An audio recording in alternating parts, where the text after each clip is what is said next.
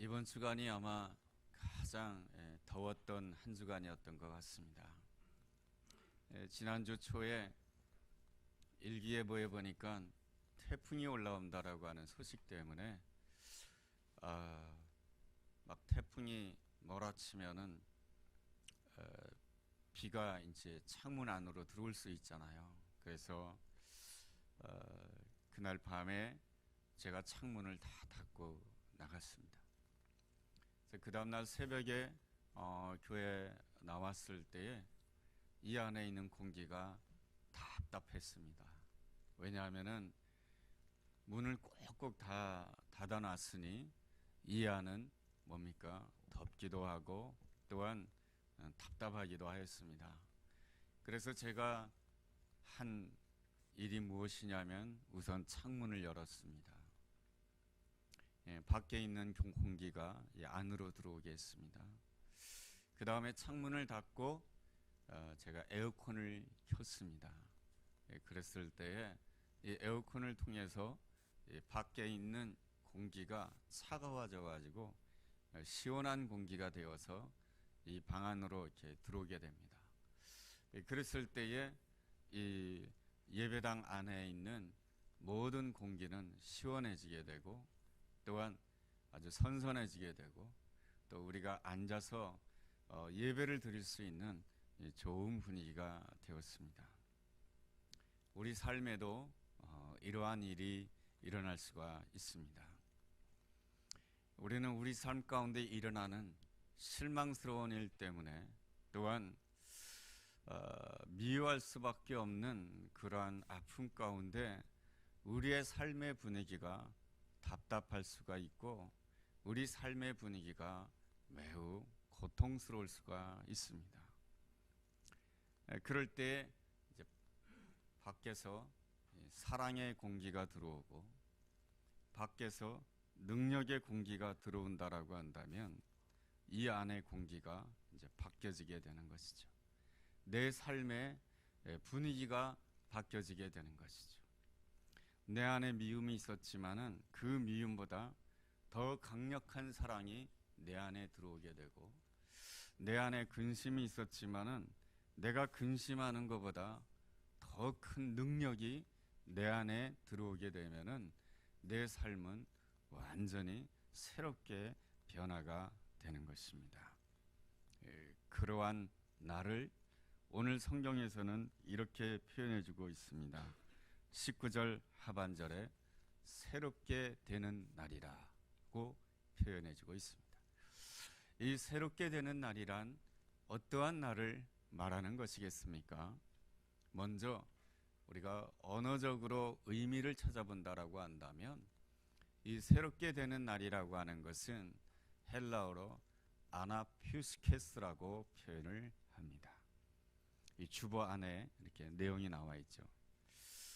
이 아나퓨스케스는 두 단어의 합성어입니다. 아나와 퓨스케스의 합성어입니다. 아나라라고 하는 것은 접두어로서 다시 혹은 위로, 영어로 up을 뜻하고 있습니다. 그리고 퓨스케스는 호흡한다 이런 뜻입니다.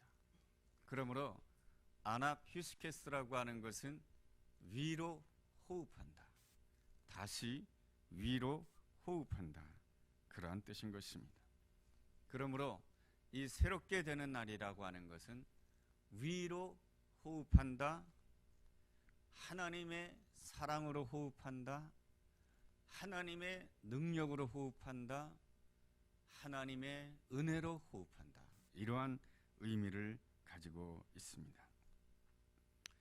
이제까지 우리가 눈에 보이는 대로 생각하고 눈에 보이는 대로 말하고 눈에 보이는 대로 행동하다가 보니까 내 안에 눈에 보이는 것에 따라서 근심하고 눈에 보이는 것에 따라서 화를 내기도 하고 눈에 보이는 것에 따라서 낙심하기도 하였다라고 한다면 위로 호흡하는 것이라고 하는 것은 하나님의 사랑으로 호흡하고 하나님의 능력으로 호흡함으로 인하여서 눈에 보이지 않는 하나님의 그 사랑에 따라서 모든 것을 새롭게 생각하고 눈에 보이지 않는 하나님의 능력에 따라서 오늘의 삶을 새롭게 바라보는 그런 것이 바로 하나님이 우리에게 허락하시고자 하는 새롭게 되는 날인 것입니다. 그 가장 좋은 예 가운데 하나가 창세기 32장 말씀에 나옵니다. 창세기 32장의 말씀은 야곱의 이야기입니다. 야곱이 고향을 떠나서 삼촌 라반의 집에서 오랫동안 일하는 가운데 꽤 성공하였습니다. 이 야곱은 참 성실한 사람이었습니다. 그래서 많은 가족을 이루게 되고 또 많은 재산을 모아서 고향 땅으로 돌아오게 됩니다. 많은 재산을 모았고 많은 가족을 이루었으니 어쩌면 금이 환향이라고 할 수가 있겠습니다. 그런데 사람은 자신의 미래를 어느 누구도 자신하지 못한다는 것입니다. 아무리 많이 가지고 있어도, 아무리 오늘 좋은 형편이 있다 할지라도 어느 누구도 자신의 삶의 미래에 대해서 낙관할 수 있는 사람은 아무도 없습니다. 그렇게 많은 재산을 가졌으니, 그렇게 많은 가족을 이루었으니 앞으로 모든 것이 다 잘 될 것이라고 생각을 할 수가 있겠으나 소식 한 가지가 들려오게 됩니다.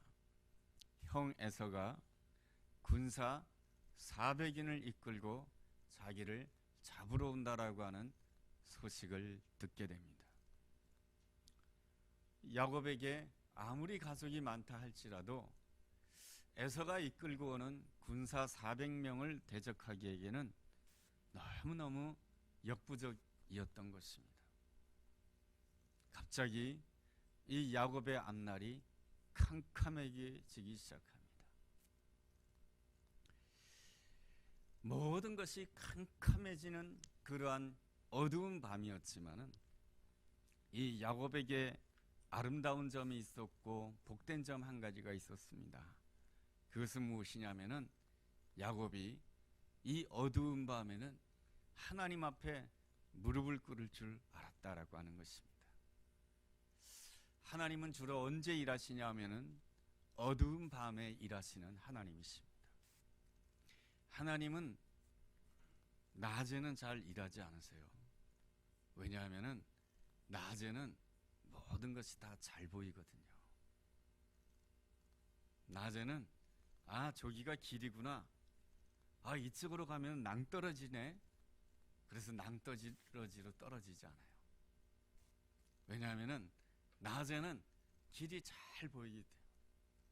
그래서 낮에는 내가 생각하고 내가 판단하고 내가 원하는 길로 가는 것이 우리 인생의 낮입니다. 그런데 어느 날 우리 앞에는 캄캄한 밤이 밀어닥칠 때가 있습니다. 캄캄한 밤이 되면은 바로 내 앞이 낭떠러지인지, 바로 내 앞이 길이 없는 곳인지, 이게 길인지 이게 길이 아닌지 도무지 분간이 가지 않습니다. 그래서 하나님의 사람은 이 어두운 밤에 기도를 한답니다. 그리고 기도할 때에 하나님은 일하시죠. 그래서 하나님은 모든 것이 보이는 낮의 시간에 일하시는 하나님이 아니시고 아무것도 보이지 않는 캄캄한 밤에 하나님이 일하신답니다. 하나님은 어차피 낮에도 안 보이고 밤에도 안 보여요. 그런데 사람은 말이죠, 낮에는 내가 보는 것이 너무 많으니까 저 빌딩도 보고 저 수많은 자동차도 보고 내가 보는 것이 너무 많으니까 하나님이 잘 안 보여요.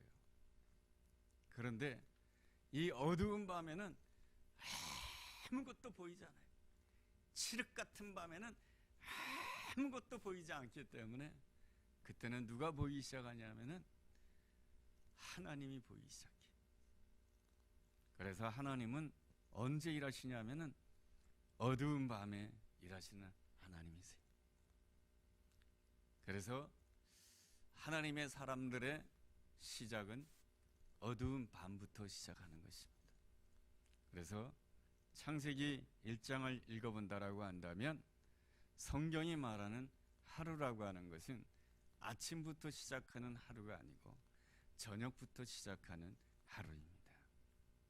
저녁이 되고 아침이 되니 첫째 날이니라. 저녁이 되고 아침이 되니 둘째 날이니라. 저녁이 되고 아침이 되니 셋째 날이니라. 이렇게 하나님이 함께 하시는 날은 아침부터 시작하는 날이 아니고 하나님께서 함께 하시는 날이라고 하는 것은 저녁부터 시작하는 날인 것입니다. 하나님께서 함께 하시는 날, 하나님이 보이는 날, 하나님과 동행하는 날, 하나님이 인도하는 그 날이라고 하는 것은 어두운 밤부터 시작하는 날인 것입니다. 어두운 밤에 하나님을 일하시는 하나님을 바라보게 되고 그 하나님의 손을 붙잡으면서 시작하는 날이 하나님이 축복해 주시는 새로운 날인 것이죠. 하나님의 손을 붙잡을 때에 그때부터는 하나님께서 다 채워주신 줄로 믿습니다. 이 야곱이 어두운 밤에 하나님을 보기 시작했습니다. 하나님을 보기 시작하자 하나님이 일하십니다. 어디에서 일하십니까? 야복 강가에서 일하셨습니다. 여러분, 야복이라고 하는 뜻이 무엇입니까? 비운다, 그런 뜻입니다. 하나님께서 일하시면 어떤 일이 일어나게 되냐면 나를 비우는 역사가 일어나게 됩니다. 야곱에게는 나름대로 자랑이 있었습니다. 내가 빈손으로 고향을 떠났지만 내가 이제는 많은 재산을 이루었고 나 홀로 떠났지만 이제는 많은 일가족을 가졌다라고 하는 것입니다. 그런데 그가 야복 강가에 이르렀을 때 창세기 32장을 읽어보면 이런 말씀으로 시작하고 있습니다. 야곱이 홀로 남았더니, 야곱이 홀로 남았다라고 하는 것은 아무도 자기를 도와줄 수 없는 형편이다라고 하는 것입니다. 많은 가족들이 있지만 그 가족들이 아무도 야곱을 도와주지 못합니다. 많은 재산이 있었지만 그 많은 재산이 야곱을 하나도 도와주지 못합니다. 이것이 바로 야곱이 홀로 남은 상황인 것입니다. 그래서 그는 그 야복 강가에서 나를 비우기 시작합니다. 나의 자랑을 비우기 시작합니다. 내가 쌓아놓은 업적을 비우기 시작합니다. 나의 부유함을 비우기 시작합니다. 나의 능력을 비우기 시작합니다. 여러분, 하나님께서는 야곱의 마음만 비우게 하지 않으셨습니다. 하나님께서는 무엇을 비우게 하셨냐면 육체까지도 비우게 하셨습니다. 그래서 하나님께서는 이 야곱의 환도뼈를 때립니다. 야곱은 더 이상 예전처럼 강건하게 걸을 수 없는 사람이 됩니다. 이제 육체의 힘도 다 빠지게 되었습니다. 그때서야 비로소 하나님께서 이 야곱에게 새로운 이름을 주십니다. 이제부터 너의 이름을 야곱이라 하지 말라, 이스라엘이라 하라 라고 말씀해 주십니다. 이스라엘이란 무슨 뜻입니까? 하나님이 다스린다. 하나님이 다스린다라고 하는 것은 무엇입니까? 이제부터 너의 삶 가운데 필요한 것이 있다라고 한다면 내가 다 채워주겠다, 이런 뜻입니다. 야곱은 누구를 만나야 됩니까? 형 에서를 만나야 됩니다. 그 형 에서는 군사 400명을 이끌고 씩씩거리며 달려오고 있습니다. 내가 너를 만나기만 해봐라, 내가 단칼에 너를 죽이겠다. 미움과 분노로 이 야곱에게 달려오고 있습니다. 그런데 말이죠, 하나님께서 야곱이 놓여져 있는 형편이라고 하는 것은 미움받는 상황이요, 야곱에 놓여져 있는 형편은 너무나도 암담한 그러한 상황이었습니다. 그런데 그 암담한 상황 가운데 하나님께서 채워주십니다. 사랑의 공기를 채워주시고, 능력의 공기를 채워주시고, 축복의 공기를 채워주십니다. 그러다 보니까 이상하게 이 야곱의 마음이 변하기 시작합니다. 나를 해치려고 하는 저 에서가 미워져야 되는데 이상하게 그가 불쌍하다는 생각이 듭니다. 하나님을 모르는 저 에서가 불쌍하다고 하는 생각이 듭니다. 나도 모르게 그 에서를 긍휼히 여겨야 되겠다는 생각이 듭니다. 나도 모르게 저 에서를 위해서 기도해야 되겠다고 하는 생각이 듭니다. 나도 모르게 저 에서를 내가 받아줘야 되겠다라고 하는 그러한 생각이 듭니다. 이상한 마음을 가지고, 그것은 본래 야곱이 품었던 마음이 아니에요. 그것은 바로 하나님이 채워주신 마음, 하나님이 사랑의 공기로 채워주시고, 하나님께서 담대함의 공기로 채워주시고, 하나님께서 능력의 공기로 채워주게 되었을 때 이 야곱은 놀랍게도 사랑할 수 없는 사람을 사랑하는 사람이 되고 만 것입니다. 그럴 때에 이 야곱은 에서와 화해를 하게 되는 놀라운 역사가 일어나게 됩니다. 그리고 에서는 야곱을 해치기 위해서 들었던 모든 병장기를 내려놓게 됩니다. 이것이 무엇입니까? 하나님이 만드시는 세상입니다. 이것이 무엇입니까? 하나님이 하나님으로부터 오는 새롭게 되는 날인 것입니다. 하나님께서는 오늘도 우리를 위하여 이 새롭게 되는 날을 준비해 놓으시고 우리를 기다리고 계십니다. 그렇다라고 한다면 하나님께서 준비해 놓으신 이 새롭게 되는 날을 맞이하기 위해서는 우리가 어떻게 해야 되겠습니까?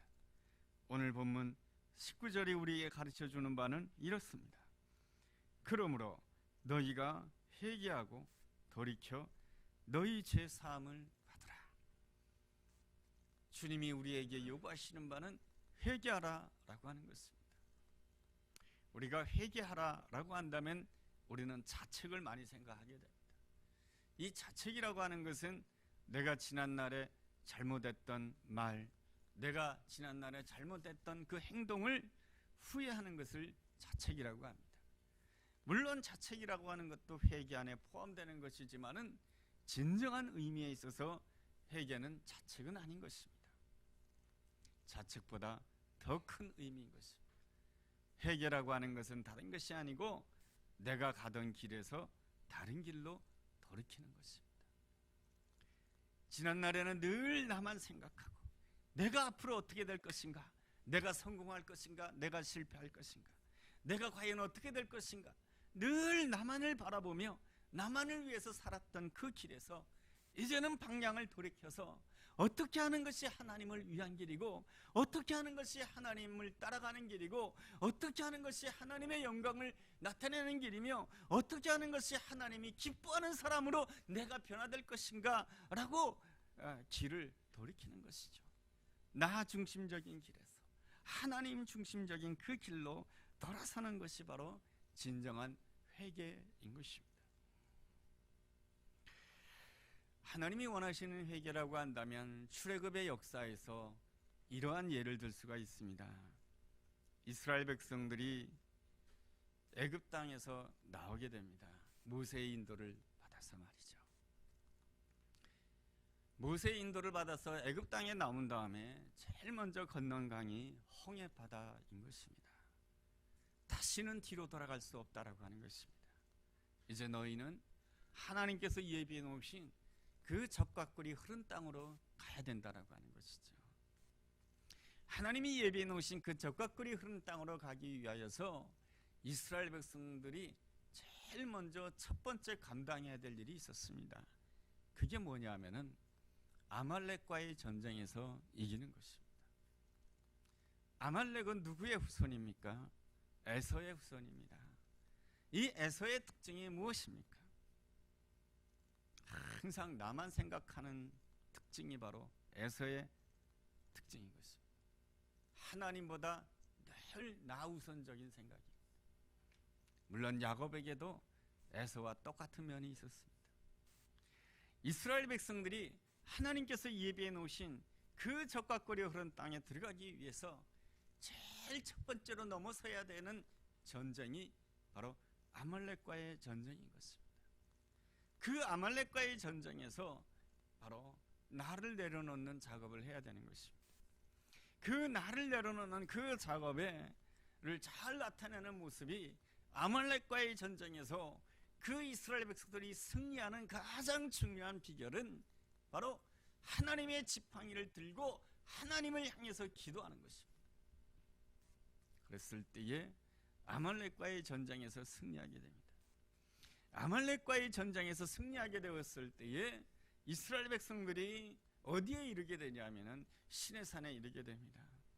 그 시내산에 이르게 되었을 때에 두 가지가 주어지게 됩니다. 하나는 하나님의 말씀이 주어지게 되고 또 하나는 하나님의 성막이 주어지게 됩니다. 하나는 하나님의 법궤가 주어지는 것이요, 또 하나는 하나님의 장막이 주어지는 것입니다. 하나님의 말씀을 통하여서 항상 그 이스라엘 백성들이 하나님의 장막이 함께하는 하나님의 백성, 하나님의 성전 안에 살아가는 그 이스라엘 백성들이 되기를 원하시는 것입니다. 그런 거로 이스라엘 백성들이 아말렉을 이겼을 때에 비로소 그들은 말씀의 백성이 되는 것이고 하나님의 임재가 함께하는 성전 안에 거하는 놀라운 백성이 되었을 때에 하나님께서 예배해 놓으신 적과 꿀이 흐른 땅, 가나안 땅, 하나님께서 예배해 놓으신 새하늘과 새 땅에 들어가게 되는 놀라운 은혜와 역사를 경험하게 되는 것입니다. 이 아름다운 역사가 사도행전 3장에도 나오고 있습니다. 베드로와 요한이 성전 미문으로 올라가다가 자기 혼자 성전 미문으로 들어가는 것이 아니고 자기 혼자 들어갈 때는 그 성전 미문에서 그 놀라운 감격이 없었는데 나면서 걸을 수 없는 그 인생과 함께 성전 미문으로 들어가게 되었을 때에 이 나면서 걸을 수 없는 사람만이 걷고 뛴 것이 아니고 베드로와 요한도 함께 걷고 뛰면서 하나님을 찬미하게 되는 것입니다. 그랬을 때에 이 베드로와 요한의 마음뿐만 아니고 나면서 걸을 수 없는 인생이 일어남으로 인해서 그 마음에 하나님의 성막이 가득하게 임하게 되는 것입니다. 하나님의 장막이 그들과 함께하는 역사가 일어나게 되는 것이죠. 하나님의 영이 그 자리에 역사하는 놀라운 은혜가 주어지게 되는 것이죠. 이런 날이 바로 무엇입니까? 하나님의 은혜로 숨쉬는 날이요, 하나님의 능력으로 숨쉬는 날이요, 하나님이 주시는 축복으로 숨쉬는 날이요, 이것이 위로 호흡하는 날이요, 위로 숨쉬는 날이요, 이 날을 바로 오늘 성경 말씀에서는 새롭게 되는 날이다 라고 말씀해 주고 있습니다. 어떻게 이 새롭게 되는 날이 주어질 수가 있었습니까? 바로 이 베드로의 선포스 가운데 잘 나타나고 있습니다. 나에게는 은과 금이 없지만 내게 있는 이것이 있는데, 세상은 은과 금을 가장 소중하고 은과 금에 목숨을 걸지만은 나는 바로 나사렛 예수 그리스도의 이름에 목숨을 거는 사람이다라고 하는 것이죠. 그래서 내게 있는 가장 소중한 것이 있는데 나사렛 예수 그리스도의 이름이다라고 하는 것입니다. 바로 그리스도의 이름으로 일어나 걸어라, 이런 놀라운 선포 가운데 바로 어떤 역사가 일어나게 되냐면 하나님의 장막이 그 베드로와 함께하는 역사, 하나님의 성막이 나면서 걸을 수 없는 인생에게 함께하는 놀라운 역사가 일어나게 되는 것이죠. 여러분, 이 말씀은 요한계시록 21장에도 나와요. 새하늘과 새 땅이 되면은 하나님의 장막이 너희들과 함께할 것이다. 이 요한계시록 21장에 그러한 말씀이 나와요. 새하늘과 새 땅에 놀라운 은혜를 받게 되는 것이죠. 예수 그리스도의 이름으로 걸으라 했지만은 우리가 헬라어 성경을 본다라고 한다면 이렇게 읽는 것이 더 정확합니다. 예수 그리스도의 이름 안에서 걸으라 이렇게 표현되어 있습니다. 근데 우리가 한글 번역으로는 예수 그리스도의 이름을 좀 더 강조하기 위해서 예수 그리스도의 이름의 능력을 강조하기 위해서 예수 그리스도의 이름으로 걸으라 라고 했지만은 본래 성경에서는 예수 그리스도의 이름 안에서 걸으라 이렇게 표현되어 있습니다. 일어나라라고 표현하죠. 일어나라라고 하는 것은 헬라어 성경으로 에게이로라고 표현되어 있습니다.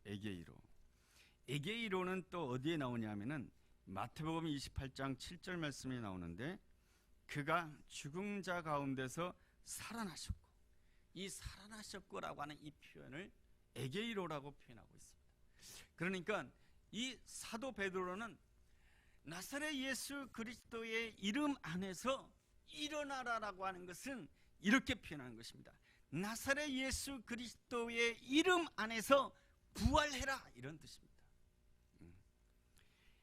바로 예수 그리스도의 이름 안에서 우리는 어떤 형편 가운데 있다 할지라도, 죽은 자 가운데 있다 할지라도, 시체 가운데 있다 할지라도, 일어설 수 없는 상황 가운데 있다 할지라도 부활하게 된다라고 하는 것입니다. 부활의 역사를 경험하는 그날 우리는 하나님을 찬미할 수밖에 없고, 하나님을 찬미하게 되는 그날이 바로 새롭게 되는 날인 것입니다. 그렇다면 우리가 날마다 예수 그리스도의 이름 안에서 살아야 되는데, 예수 그리스도 이름 안에서 어떻게 일어날 수가 있을까? 그것은 바로 하나님은 언제나 예수 그리스도의 이름 안에서 일하시는 하나님이십니다. 그러므로 예수 그리스도의 이름을 바라본다라고 하는 것은 무엇을 뜻하냐면은 하나님이 행하신 일을 바라본다라고 하는 것입니다. 그리스도인의 삶이라고 하는 것은 예수 그리스도의 이름 안에서 살아가는 삶인데, 예수 그리스도의 이름 안에서 산다라고 하는 것은 하나님이 행하신 일 안에서 살아가는 사람인 것입니다. 하나님이 행하시는 일을 기억하고 하나님이 행하실 일을 바라보고 오늘 하나님이 행하신 일을 바라보면서 살아가는 사람이 예수 그리스도의 이름 안에서 일어나서 살아가는 사람인 것입니다. 그러면 하나님이 행하신 일이 무엇입니까? 하나님께서 우리를 사랑하셔서 사랑아들 예수 그리스도를 이 땅에 보내주셨습니다. 말구육간에 가장 낮은 곳에 보내주셨습니다. 우리는 그것을 기억할 때에 우리는 확신하게 됩니다. 내가 이렇게 낮은 곳에 있지만은 주님께서 나에게 찾아와 주시겠구나. 그걸 믿을 수 있습니다. 하나님께서 행하신 일이라고 하는 것은 바로 예수 그리스도께서 우리를 위하여 십자가에 죽으셨다라고 하는 것입니다. 우리에게 죄 문제가 크지만은 하나님의 사랑이 더 큰 것이죠. 나 같은 것 용서받을 수 있을까? 아닙니다. 나 같은 것 하나님의 아들이 될 수 있을까? 아닙니다. 나 같은 것 하나님의 축복을 받을 수 있을까? 아닙니다. 하나님의 사랑이 더 큰 것이죠. 이게 십자가 사랑의 능력입니다. 그리고 예수 그리스도께서는 3일 만에 죽은 자 가운데서 일어나셨습니다. 3일 만에 죽은 자 가운데서 부활하셨습니다. 내가 오늘 어떤 형편 가운데 있다 할지라도, 쓰러진 가운데 있다 할지라도 내 안에 부활의 역사가 일어날 것을 믿을 수 있습니다. 이것이 바로 하나님이 행하신 일입니다. 그러면 하나님이 행하실 일이 무엇입니까? 그것은 바로 예수님이 이 땅에 오셔서 공생애를 마치고 하늘로 승천하셨듯이 다시 오신다라고 하는 것입니다. 예수님께서 다시 오시게 되었을 때 어떤 역사가 일어나느냐? 고린도전서 15장을 본다라고 한다면 우리가 부활의 몸으로, 영광스러운 몸으로 변화가 될 것이며, 요한계시록 21장에서는 하나님께서 우리에게 새하늘과 새 땅을 허락하신다라고 하는 것입니다. 그 새하늘과 새 땅이라고 하는 것은 더 이상 눈물도 없고 고통도 없고 아픔도 없고 문제도 없는 하나님께서 완벽하게 다스리는 그 나라가 이 땅에 온다라고 하는 것입니다. 그 나라가 속히 올 줄로 믿습니다. 그리고 하나님께서는 그 완전한 나라를 우리 예수님이 재림하실 때만 허락하시는 주님이 아니시고 이 땅을 살아가는 우리에게도 허락하시기 위해서 예수님은 하늘 보좌 우편에 앉아 계셔서 우리에게 성령을 보내신 것입니다. 그래서 성령님을 부활의 영이라고 표현하기도 하고 그리스도의 영이라고 표현하기도 합니다. 그래서 날마다 성령님을 환영하는 자에게 우리 주님께서는 일하시는 것이죠.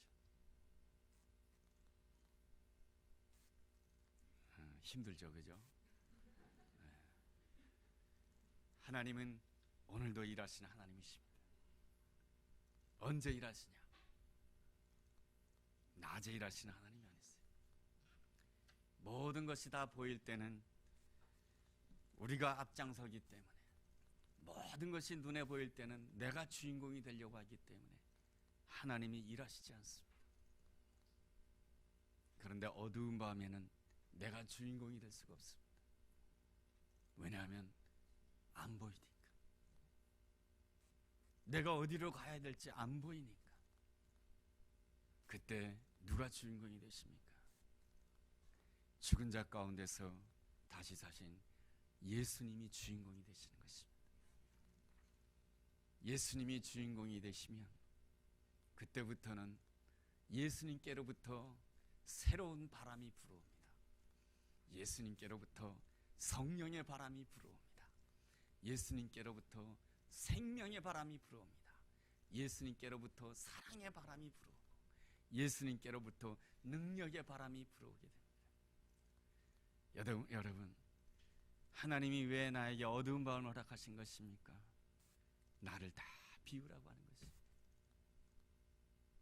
내가 다 죽으라고 하는 것입니다. 내가 주인공이 되겠다고 하는 그 마음 다 죽으라고 하는 것입니다.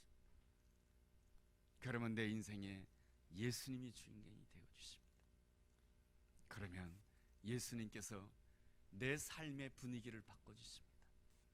사랑의 분위기로, 능력의 분위기로, 일어서는 분위기로, 소망의 분위기로, 기쁨의 분위기로. 이 분위기가 우리 가정 안에 꽉 차고, 이 분위기가 내 안에 꽉 차고, 이 분위기가 교회 안에 꽉 차는 것이 오늘 말씀하시는 새롭게 되는 날입니다. 우리 함께 기도하는 시간을 가지겠습니다.